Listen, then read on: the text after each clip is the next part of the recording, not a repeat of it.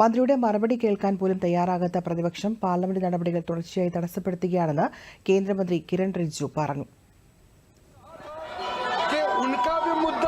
सुनेंगे और इस तरफ का मुद्दा सुनेंगे, लेकिन उन्होंने रंग बिरंगे कपड़े पहन करके संसद के अंदर आया, नियम जो मिलकर के बनाया था कि हम प्ले कार्ड नहीं लगाएंगे और जैकेट वगैरह वो तस्वीर करके नहीं लाएंगे, इन्होंने नियम तोड़ा है।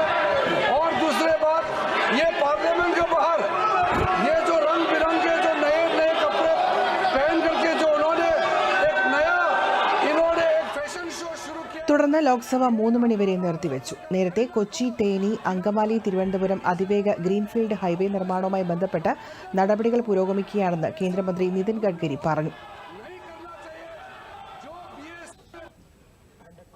Construction is also 45 crore per kilometer.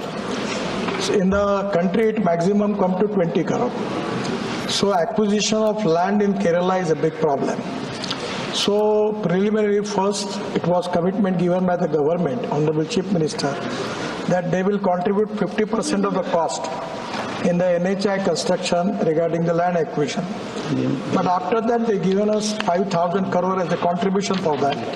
But after that, they request me now it is difficult for us to give that much share in the land acquisition cost.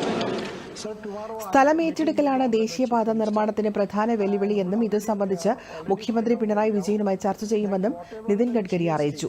Deendayal Upadhyaya gram ജ്യോതി പദ്ധതിയിലൂടെ രാജ്യത്തെ 2,86,13,000 വീടുകളിൽ വൈദ്യുതി എത്തിച്ചതായി കേന്ദ്രമന്ത്രി മനോഹർ ലാൽ ഖട്ടാർ ലോക്സഭയിൽ പറഞ്ഞു. हाउस होल्ड्स को बिजली मिले, इस नाते से अलग अलग समय पर अलग अलग योजनाएं चलाई गई। चाहे 2014 से पहले रूरल इलेक्ट्रिफिकेशन अथवा राजीव गांधी ग्रामीण विद्युत परियोजना चलाई गई, उसके बाद उन दोनों योजनाओं को और सम्मिलित कर दिया गया दीनदयाल उपाध्याय ग्रामीण ज्योति योजना और उसके बाद सौभाग्य योजना। इसमें 2005 ദുരന്ത നിവാരണ നിയമ ഭേദഗതി ബിൽ കേന്ദ്രമന്ത്രി അമിത്ഷാ അവതരിപ്പിക്കും.